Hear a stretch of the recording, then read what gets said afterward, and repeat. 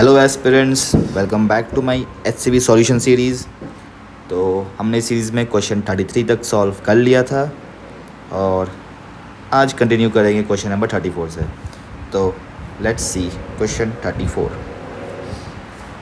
Question 34 बोल रहा है कि एक फुटबॉल ग्राउंड है और एक फुटबॉल ग्राउंड में एक ball centre of the field में रखा है 40 yards from the 10 feet high goal post, kept at the center of the field 40 yards from the 7 foot high goal post। यानी कि यहाँ मेरा बॉल है और ये मेरा गोल पोस्ट है जो कि 10 फुट हाई है। ठीक है, और ये 40 yards का डिस्टेंस है।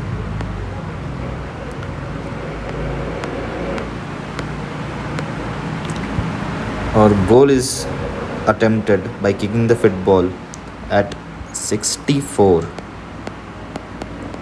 Feet per second at an angle of 45 degree.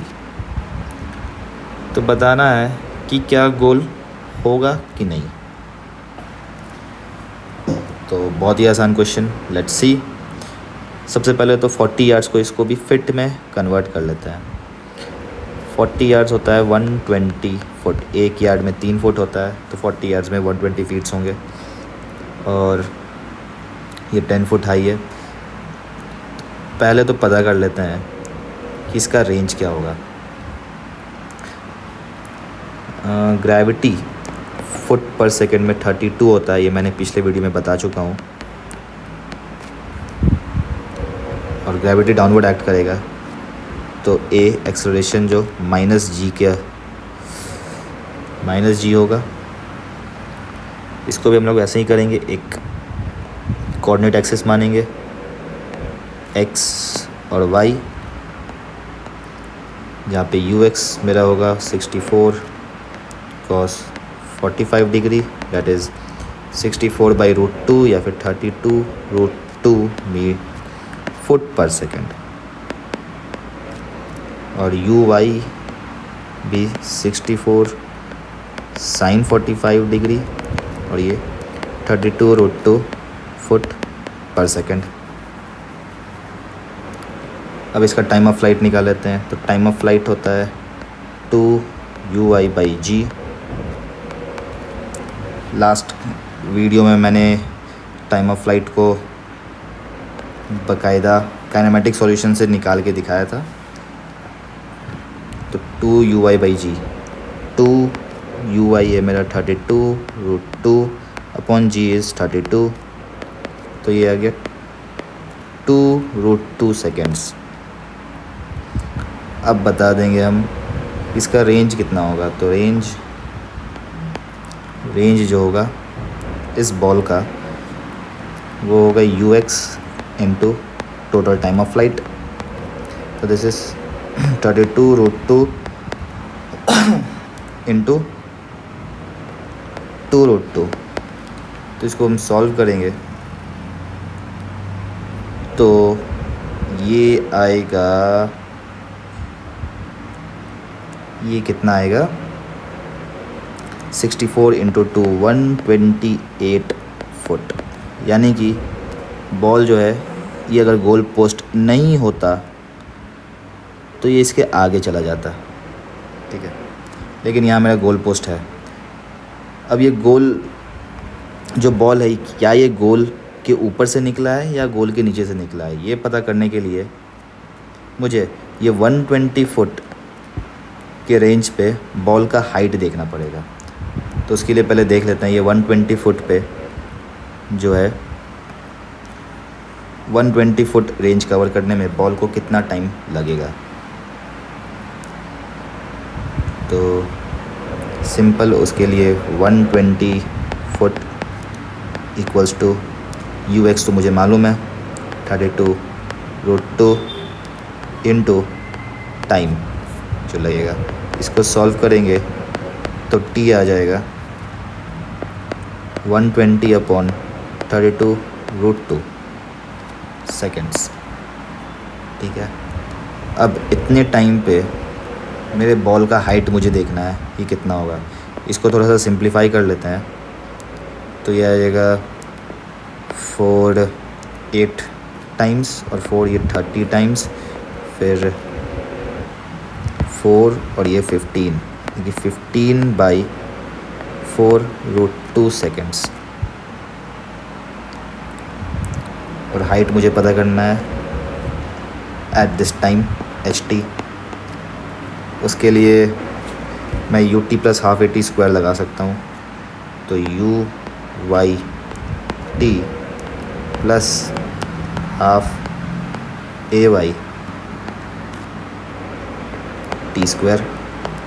अब इसको सॉल्व करेंगे तो ht आ जाएगा। ui इज़ मेरा पॉजिटिव डायरेक्शन में ui है, तो ये प्लस रहेगा 32√2 into 15/4√2 plus half ay is -32 into t square, that is 15/4√2 का होल स्क्वायर। तो इसे आप सॉल्व कर लेना। इस सॉल्व करके मैं आपको बता देता हूँ कितना आ रहा है। √2 कैंसिल आउट, 8 4 या 32, 8 into 15 120 minus this 16 times 16 into 225 divided by 4 4 या 16 इंटू 232, दिस इज़ 112.5। और इसे जब करेंगे तो ये आ गया 7.5 फिट। यानी कि ये हाइट जो है ये गोल पोस्ट को हिट कर रहा है, ये 7.5 फुट है। ये गोल पोस्ट के ऊपर से नहीं गया है, यानी कि गोल हो गया। Next question number 35। A popular game in Indian villages is Goli, which is played with small glass balls called goalies. And goalie is one of the players situated at a distance of 2 meter from the goalie of the second player. यानी कि 2 गोलियाँ रखी हैं, 2 गोली रखी है और दोनों के बीच का जो डिस्टेंस है that is 2 meters. The second player has to project his goalie by keeping the left thumb hand in place of the goalie and holding the goalie between the 2 middle finger and making the throw. If projected, the goalie hits the first player, the second player wins. If the height from which the goalie is projected is 19.6 centimeter from the ground, यानी कि इस गोली से मुझे दूसरे गोली को मारना है। और ये जो गोली है ना, इसको पहले प्लेयर ने हिट किया है फ्रॉम 19.6 सेंटीमीटर ऊपर से एंड प्रोजेक्टेड हॉरिजॉन्टली, और इसको हॉरिजॉन्टली फेंका है। व्हाट शुड बी, मान लिया इसको ux, ठीक है। फिर से हम एक पहले कोऑर्डिनेट सिस्टम लेंगे और कोऑर्डिनेट सिस्टम मेरा कुछ ऐसा होगा x और y, एंड ये पॉइंट जो है ये ओरिजिन है। मैंने y एक्सिस इसके ऊपर नहीं दिखाया ताकि डिमेंशंस में दिखा पाऊँ, ठीक है।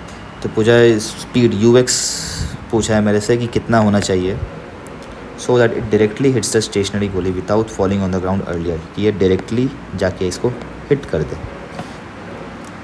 ओके, तो सबसे पहले तो ये इसका मुझे पता है जो टाइम है ये 19.6 होना चाहिए, ठीक है। मुझे बता दे पहले टाइम कितना लग रहा होगा इसे नीचे ग्राउंड को हिट करने में। तो उसके लिए ui देखते हैं। ui तो मेरा 0 है। हाँ, मुझे एक्सेलरेशन पता है ay। इसमें जो ay है ना, ये हम 9.8 लेंगे क्योंकि 19.6 और 9.8 ये फैक्टर्स है। तो क्वेश्चन जो है ईज़िली सिंप्लीफाई हो जाए, इसीलिए ऐसा 19.6 दिया हुआ है। तो ay 9.8 meters per second square, that is in negative direction. ui is 0 and sy is minus 0.196 meters, ठीक है।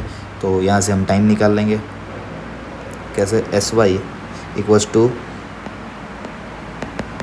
uit plus half a y t square यानी कि minus 0.196 equals to 0 plus half a y 9.8 into t square. और इसे आप solve करोगे, minus minus cancel, और यहाँ से आ गया 0.196 इंटू 2 डिवाइडेड बाई 9.8।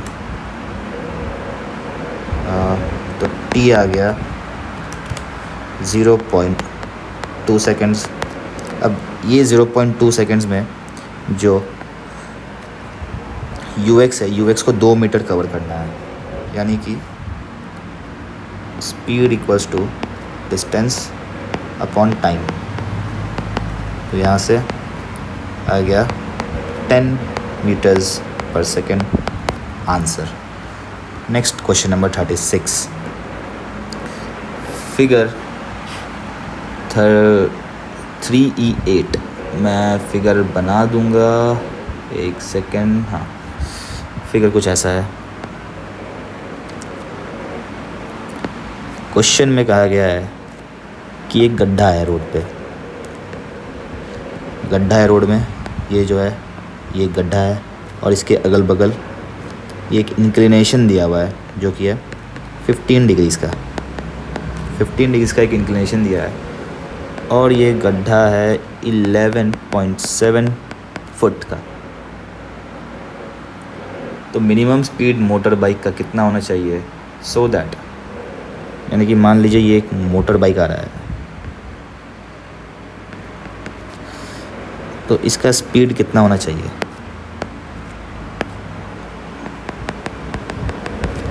स्पीड कितना होना चाहिए सच डैट ये इसको सेफली क्रॉस कर ले, यानी कि इसका रेंज इतना इसके बराबर हो जाए। बहुत ही सिंपल क्वेश्चन, ठीक है। मान लिया इसका स्पीड u है, u है, इसलिए हम इस साइड से लेते हैं ताकि मेरा साइन कन्वेंशन जो है कुछ चेंज ना हो। इस साइड से मेरा आ रहा है bike, sorry for my diagram, but समझ जाना आप लोग। u आ रहा है इस तरफ से, तो हम यहाँ पे मेरा कोऑर्डिनेट एक्सिस कुछ x और y, और ux कितना होगा,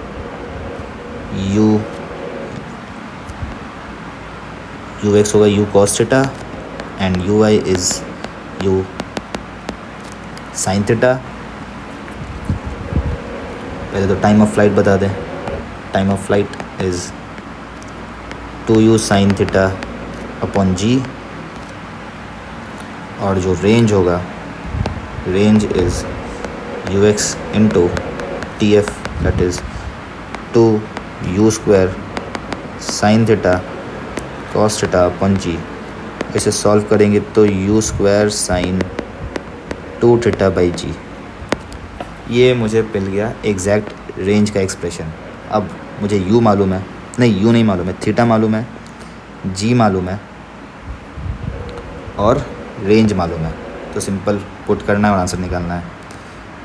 तो u square into sine 2 theta, theta 15 degree तो 2 theta 30 degree upon g is 32 होता है, 32 होता है फिट पर सेकेंड स्क्वायर में, इक्वल्स टू रेंज इज 11.7। तो इसको सॉल्व करेंगे तो u मुझे मिल जाएगा, दैट इज़ 11.7 इंटू 32 इंटू 2 और root. This is around 27.36 foot per second. A person standing on the top of the cliff that is 171 foot high has to throw a packet to his friend standing on the ground that is 228 foot away। ठीक है, यानी कि यहाँ से एक packet फेंकना है। ये 171 फुट ऊपर एक पहाड़ी से ये एक पैकेट फेंक रहा है अपने दोस्त के लिए, जो कि 228 फुट दूर है इस क्लिफ से। We throws the packet directly aiming at the friend. अब बोल रहा है ये अगर डायरेक्टली इस फ्रेंड को एम करते हुए अगर ये फेंके with a speed of 150 foot पर सेकेंड, तो ये देखिए पहले क्या होगा, ये कुछ पैकेट ऐसे गिरेगा। तो मेरे से पूछा how short the packet will fall, यानी कि कितना पीछे रह गया पैकेट, ये डिस्टेंस पूछा है मेरे से। ठीक है, तो फिर ठीक है, पहले ये थीटा पूछ देख लेते हैं हम क्या होगा। This theta will be tan theta equals to perpendicular upon base 171। यहाँ से मैं थीटा निकाल लूँगा और फिर उसके बाद मुझे थीटा पता चल गया। अब क्या करना है, फिर से इसको कंपोनेंट्स में ब्रेक करेंगे। ब्रेक करके पहले टाइम ऑफ फ्लाइट निकालेंगे, इसका टाइम ऑफ फ्लाइट निकाल के फिर रेंज निकाल लेंगे। ठीक है, तो फिर देख लेते हैं। इस केस में जो है टाइम ऑफ फ्लाइट कितना होगा, टीएफ होगा। टीएफ निकालने के लिए हम जो है फॉर्मूला लगाएंगे h equals to initial velocity मुझे मालूम है ut uyt plus half ay t square. यहाँ से हम निकालेंगे तो h मुझे मालूम है 171 फुट है। ui होगा 150। ui मेरा देखिए किस तरफ है, h मेरा नेगेटिव होगा ना डिस्प्लेसमेंट, क्योंकि नीचे की तरफ है। और ui भी देखे तो मेरा नीचे की ओर पॉइंट कर रहा है, तो ये भी नेगेटिव होगा। माइनस 150 कॉस थीटा, ठीक है, plus half a Y. Foot में मेरा एक्सेलरेशन होता है 32 इंटू टी स्क्वायर। ठीक है, टी में एक ये क्वाड्रेटिक इक्वेशन आ रहा है, थोड़ा इसे सॉल्व करके देखते हैं, उसके बाद बताएंगे कितना होगा। तो जब इसे हम सॉल्व करेंगे, देखिए अगर मुझे ये tan थीटा मालूम है तो cos थीटा कैसे निकालेंगे। tan थीटा इस ये मेरा मान लिया परपेंडिकुलर है और ये मेरा बेस है। cos थीटा क्या होता है, cos थीटा होता है base upon hypotenuse, base 171 upon hypotenuse 228 square upon 171 का स्क्वायर। ठीक है, तो ये पूरा सॉल्व कर लेते हैं। पूरा सॉल्व करने के बाद जो फाइनल क्वाड्रेटिक इक्वेशन आएगा वो मैं आपको बताता हूँ। आपके सामने ही कैलकुलेट करूँगा मैं एक्चुअली कितना आएगा, क्योंकि मैं सारे क्वेश्चन जो हूँ मैं डायरेक्टली आपके सामने ही बनाता हूँ, पहले से सॉल्व करके नहीं आता मैं, इसीलिए मुझे थोड़ा टाइम भी लग जाता है क्वेश्चंस सॉल्व करने में कभी कभी, बट कोई नहीं, इससे आप लोगों को भी एक अच्छा अप्रोच मिलेगा कि कैसे क्वेश्चन सॉल्व करते हैं। ये मेरा आ रहा है 0.6, कैसे सोचा जाता है क्वेश्चन को। ठीक है, माइनस माइनस सारे जगह से कैंसिल कर देते हैं, ये 2 कैंसिल आउट करेगा इसको 16 टाइम्स में, ये आ गया 0.6 यानी कि 171 equals to 150 into 0.6 t plus 16 t square. Final जो आएगा 16 t square plus 150 into 0.6 that is 90 t minus 171 equals to 0। और इस क्वाड्रेटिक इक्वेशन को हम जब सॉल्व करेंगे तो टी के 2 वैल्यूज़ आएंगे, और एक पॉजिटिव आएगा और एक नेगेटिव आएगा। तो टाइम तो कभी नेगेटिव हो नहीं सकता, तो जो पॉजिटिव वैल्यू होगा वही आंसर होगा। और इसको सॉल्व करेंगे जब तक टी का पॉजिटिव वैल्यू आएगा 1.5 सेकेंड, और एक नेगेटिव वैल्यू भी आएगा जो कि -7.125 होगा, जिसको मैं रिजेक्ट कर दूँगा। ठीक है, तो फिर टाइम पता चल गया। अब मुझे अब क्या निकालना है, सिंपल अब रेंज निकाल देना है। तो रेंज मुझे पता है, that is u sine theta into time, यानी कि u into sine theta. Sine theta कितना होगा, सिमिलरली साइन थीटा के लिए ये परपेंडिकुलर दैट इज़ 228 अपॉन 228 का स्क्वायर प्लस 171 का स्क्वायर। इसे जब आप सॉल्व करोगे तो ये आ जाएगा 8 स्क्वायर प्लस 171 का स्क्वायर 0.8। ठीक है, तो फाइनली जो मेरा सॉल्यूशन है that is 150 into sine theta 0.8 into time 1.5। 180 foot. तो ये जो शॉर्ट डिस्टेंस x है, x is 228 minus 180 which is 48 foot. Now next question पे आ जाते हैं। Question number 38। A ball is projected from a point on the floor with a speed of 15 meters per second at an angle of 60 degree with the horizontal. Will it hit the wall? तो बोला गया है एक ball को project किया गया है floor से एट 15 मीटर्स पर second at an angle of 60 degree with horizontal. Will it hit a vertical wall that is a 5 meter away from the point of projection.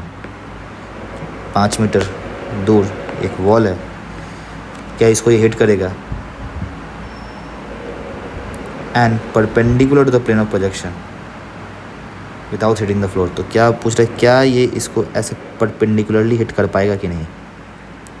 देखिए परपेंडिकुलरली हिट करने के लिए मतलब क्या है, ये जो है एच मैक्स पे हिट करना चाहिए इसको.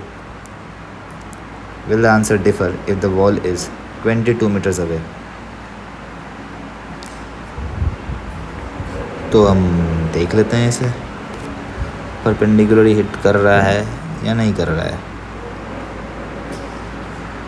तो इसके लिए जो एच मैक्स जाने के लिए एच मैक्स के लिए कितना होता है, that is total time of flight होता है 2u साइन थीटा बाई जी. तो एच मैक्स के लिए उसका आधा u साइन थीटा अपॉन जी. और ये टाइम मेरा कितना होगा, ये टाइम होगा u is 15 into sine 60 root 3/2 upon g. G को कुछ नहीं दिया है, मैं 10 ले लेता हूँ. ठीक है, दैट इज़ 5 2 जा 5 3 जा 3 रूट 3 अपॉन 4. मेरे को TF पता चल गया. अब इतनी TF में मैं देखता हूँ कि मेरा जो UI कंपोनेंट है वो 0 हो रहा है या नहीं हो रहा है. ठीक है, एक सेकेंड. हाँ, बस मैं वो चेक कर लूँगा, या फिर सिंपल ऐसे देख लेता हूँ ना. मुझे पता चल गया कि मैक्सिमम हाइट कितने टाइम में रीच होगा. ठीक है, तो मैक्सिमम हाइट तक इसने कितना रेंज कवर किया होगा. अगर वो 5 मीटर के बराबर आ गया तो वो परपेंडिकुलर हिट कर रहा होगा, नहीं तो नहीं करेगा. सिंपल. तो range for this time will be u cos theta into TF. तो u is 15, cos 60 is 1/2, u cos theta into time 3 root 3/4. तो यहाँ से इसको सॉल्व कर रहे. ऑफकोर्स ये 5 मीटर के इक्वल नहीं आ रहा है. ये एक्चुअली कितना आ रहा है ये मैं देख लेता हूँ. 45 into root 3 divided by 8. 45 into root 3 upon 8, ये आ रहा है 9.742. यानी कि ये जो है ना, ये कुछ एक्चुअल में ऐसे हिट कर रहा होगा. ये जा रहा होगा और इसने हिट कर दिया. ठीक है, आगे थोड़ा और जाता 4 मीटर और आगे तो ये एच मैक्स पे आता. ठीक है, तो next question. Will the answer differ if the wall is 22 meters away. तो नहीं, अगर 22 मीटर भी दूर अगर रखेंगे हम तब भी ये वॉल को परपेंडिकुलरली हिट नहीं करेगा. मैंने देख लिया. अगर इसको मैं 9.742 मीटर्स के अराउंड अगर दूर रखूँ तो ये परपेंडिकुलरली हिट करेगा वॉल को. Question number 39. Find the average velocity of the projectile between the instants causes half the maximum height. It is projected with a speed u at an angle theta with the horizontal. तो मैंने इसे भेजा है और जब ये half height पे हो H max by 2, H max को मैं HM बोल देता हूँ, चलो HM/2, और ये है HM. तो मुझे बताना है इन दोनों पॉइंट्स के बीच में एवरेज वेलोसिटी कितना होगा. तो एवरेज वेलोसिटी मुझे पता है, डिस्टेंस अपॉन टाइम. ठीक है, डिस्टेंस अपॉन टाइम. और पहले तो बता देते हैं टाइम कितना लग रहा होगा इसको यहाँ तक आने में. ये एक अच्छा क्वेश्चन है और ये इस वीडियो का आखिरी क्वेश्चन भी होगा क्योंकि वीडियो ऑलरेडी मुझे लग रहा है काफ़ी लंबी हो चुकी है। ज़्यादा लंबा मैं इसको नहीं करूँगा। HM पहले बता देते हैं कितना होगा। HM का एक्सप्रेशन निकाल लेते हैं। देखिए मैंने भी एक्सप्रेशन सारे याद नहीं किए, मैं आपके सामने ही निकालता हूँ ये सारे एक्सप्रेशंस। HM तो HM निकालने के लिए कैसे निकालेंगे, मुझे मालूम है यहाँ पे मेरा UI कंपोनेंट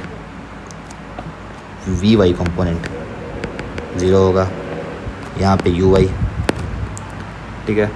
तो UI मालूम है मुझे, VY मालूम है मुझे, AY मालूम है, पता है -G होगा। तो यहाँ से मैं निकाल सकता हूँ V² = U² + 2ASY करके। तो V² 0 UI² +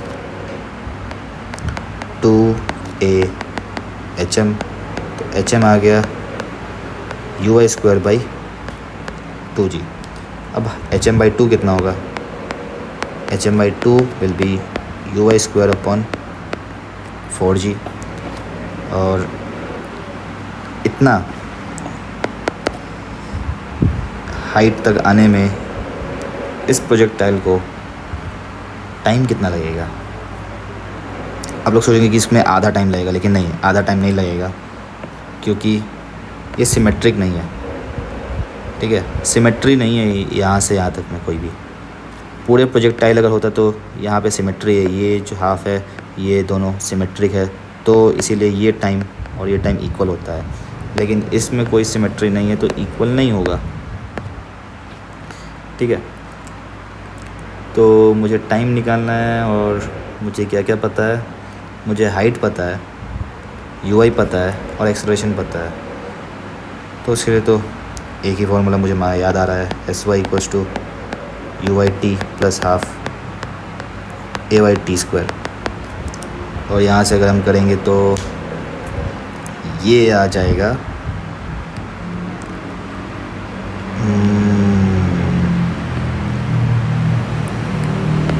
UI² / 4G = UYT - G/2T²,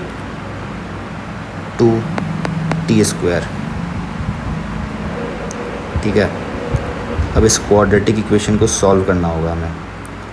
तो इस क्वाड्रेटिक इक्वेशन को सॉल्व करने के लिए सारे वेरिएबल्स में आ रहे हैं, तो फिर मुझे डिटर्मिनेंट मेथड लगाना होगा। एक एक्स्ट्रा पेज लगेगा, तो एक एक्स्ट्रा पेज ऐड कर लेते हैं पहले यहाँ पे,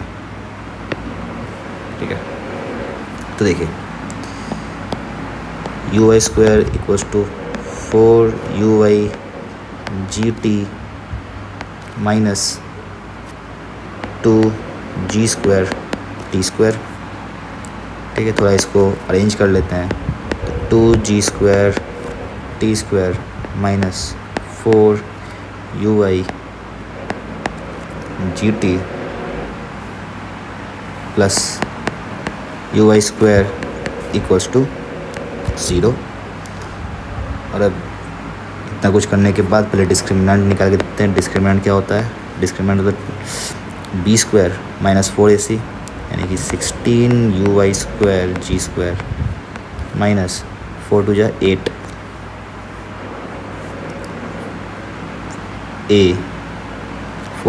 AC, that is UI² G²।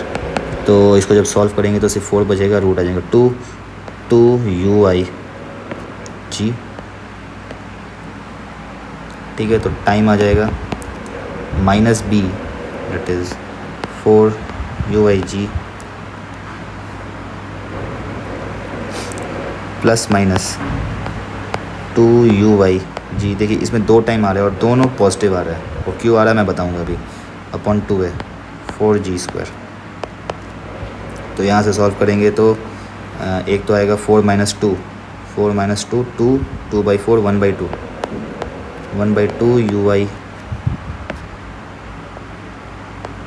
UY/G। और दूसरा आएगा 4 + 2 6/4, यानी कि 3/2 UY/G। ये 2 टाइम इसलिए आ रहे हैं क्योंकि देखिए HM/2 जो है वो 2 बार आएगा, एक तो यहाँ पे आएगा, एक यहाँ पे आएगा HM/2। तो एक ये वाला टाइम है और एक ये वाला टाइम है। मुझे कौन सा टाइम लेना है? कम टाइम लेना है, क्योंकि ये पॉइंट के लिए मुझे कम टाइम लगेगा, तो और कम वाला टाइम ये है, ठीक है। तो T आ गया मेरे पास। वैसे मुझे निकालना गया था, मैं यही भूल गया, एवरेज वेलोसिटी निकालना है। चलिए ठीक है, तो मुझे टोटल टाइम पता चल गया। अब क्या चाहिए मुझे? Total distance. तो मुझे SY तो पता है, SX निकाल लेते हैं। SX equals to UX into t. तो UX इंटू टी करेंगे तो ये आ जाएगा UX UI अपॉन 2G। तो टोटल डिस्टेंस कितना आ गया? टोटल जो displacement is average velocity, total distance will be SX I cap plus SY J cap, that is UX UI upon 2G I cap plus SY is UI square by 4G, UI square upon 4G J cap। और यहाँ से जो V average आ जाएगा, average velocity upon time. तो हम जब इसे करेंगे तो पहले इस टर्म को हम जब T से डिवाइड करेंगे तो बचेगा मेरे पास 3/2 1/3 UI गया, तो ये x upon 3G I cap plus sorry G मेरा नहीं रहेगा यहाँ पे, G कैंसिल हो गया। हाँ, UI/G गए, सिर्फ UX/2 बचा और 3/2 2 कैंसिल, डिनोमिनेटर में सिर्फ 3 बचेगा। सिमिलरली इसमें जब मैं करूँगा तो UI बचेगा सिर्फ UI upon 3 into 2 UI/6। That's it guys, यही होगा मेरा एवरेज वेलोसिटी, जहाँ पे UX is U cos theta and UI is U sin theta. हाँ, so this was a good question. इसमें कैलकुलेशन थोड़ा सा ज़्यादा था, but yeah it was a conceptual question. इसमें काफ़ी चीज़ें आपको सीखने को मिली, और मैं जितने भी स्टार मार्क कर रहा हूँ क्वेश्चंस को, आप कोशिश करना उन्हें एक बार फिर से दोबारा से बनाने के लिए। दैट्स ऑल, आज के लिए इतना ही, फिर मिलेंगे नेक्स्ट वीडियो में।